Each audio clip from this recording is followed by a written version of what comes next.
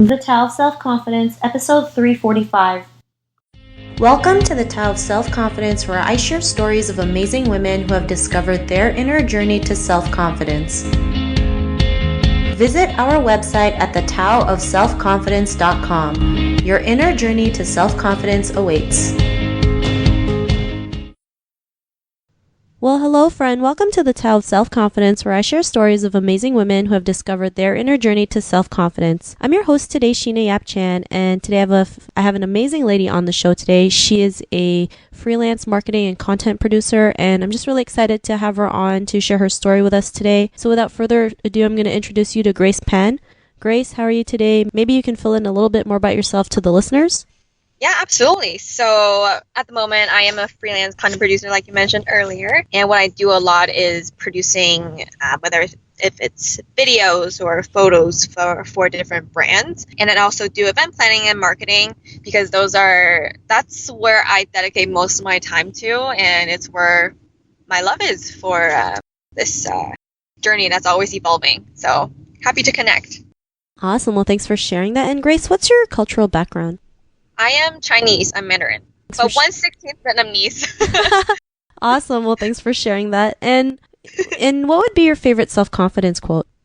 You know what? I don't have an exact, quote that I follow or preach, but, I'm sure there are many out there, and I'd love to hear some suggestions. And I believe self-confidence is something many people struggle with, no doubt. And, it must be conquered from within with a belief. And sometimes a quote, it's always great to have a quote there to remind yourself, but it's more like being in that state that you want to be in without always being reminded of something that someone else says. You can create your own quote, right?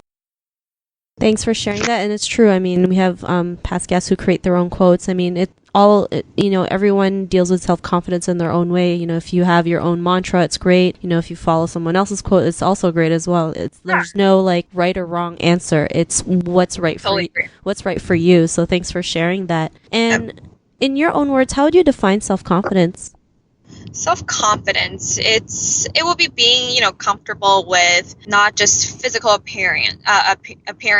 It's got to be, your work, your vision, your relationships with those around you, being confident about what you're really doing and what you're working toward. Because sometimes, people are exploring, doing a lot of different things with their time, and they might not know where they're going, but as long as they're confident that they're learning every day, they're working towards a goal.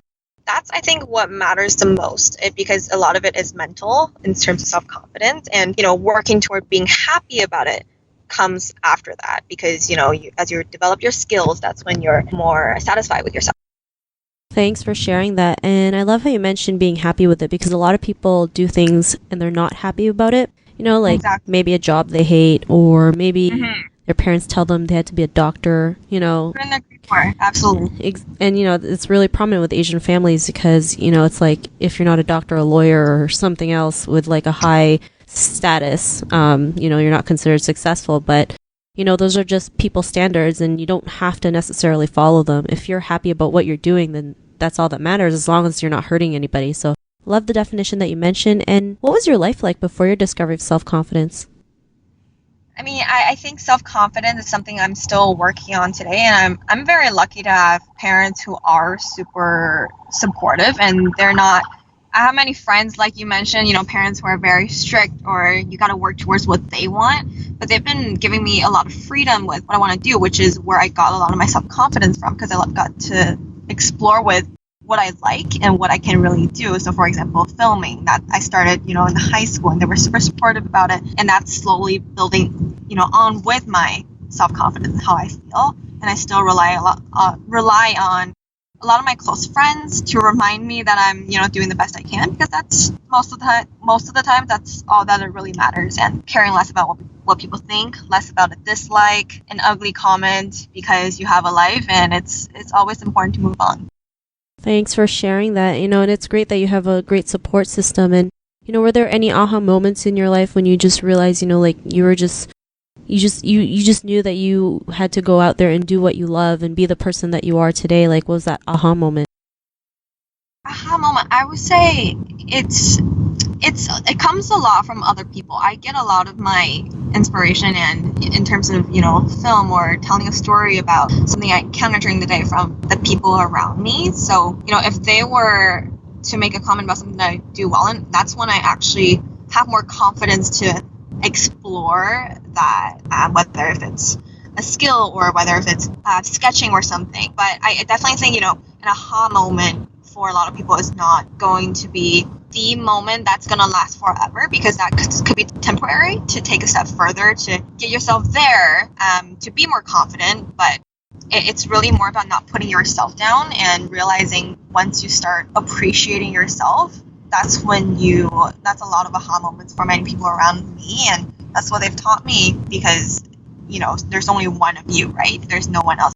Thanks for sharing that. And I think we're all guilty of like putting ourselves down, right? It's like if we make a mistake, it's like the end of the world, not realizing like mistakes will always happen.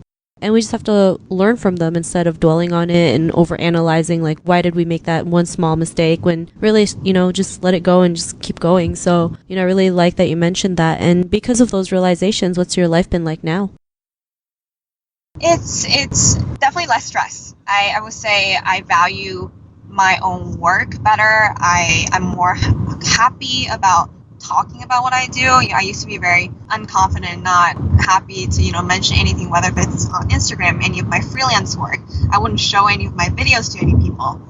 But now I realize that sharing it really makes other people happy, that I value their opinion, and people appreciate that. People appreciate it when you value spending that time with them and sharing a part of you with them and to take them on your journey. So I also stopped, letting other people take advantage of my insecurities, because in the industry that I work in, freelance, when you get to set your own price or set your own expectations, it's very easy for someone to jump in and say, hey, you're only worth this much. But in reality, you're not, because if they're trying to find you to do work for them to begin with, they already value what you do, and you are the only one who can offer that for them. Thanks for sharing that. And, Grace, to the woman who's listening to your episode, she may also be in her own journey of self-confidence. What would be that one tip you would give to her? There's no point of pushing yourself or rushing to get to a place that you want to be or where people expect you to be, because at the end of the day, there's no instruction manual on having more self-confidence, because to begin with, we all have different parts of ourselves or body or a mental aspect that we're not confident about. So it's very important to surround yourself who love you genuinely and for who you are and not what you can bring in their lives.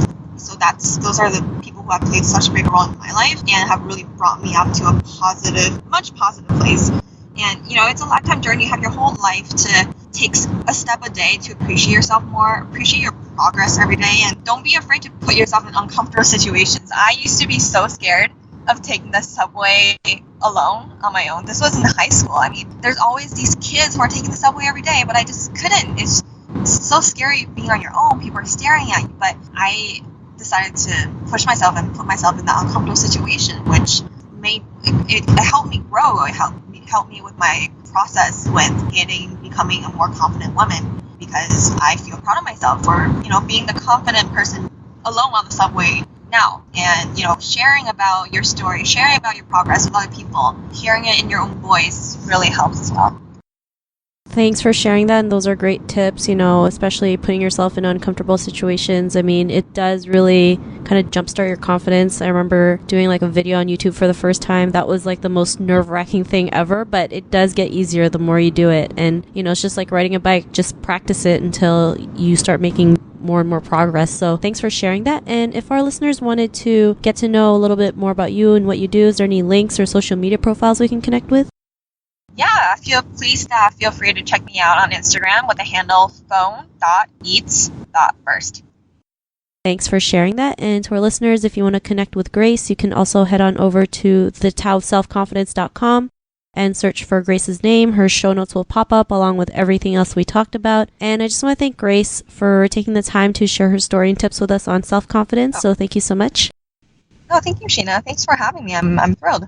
Not a problem. It was an honor having you on the show. And to our listeners, be on the lookout for another new episode of another amazing woman's journey to self-confidence. And we'll talk to you soon. Bye for now.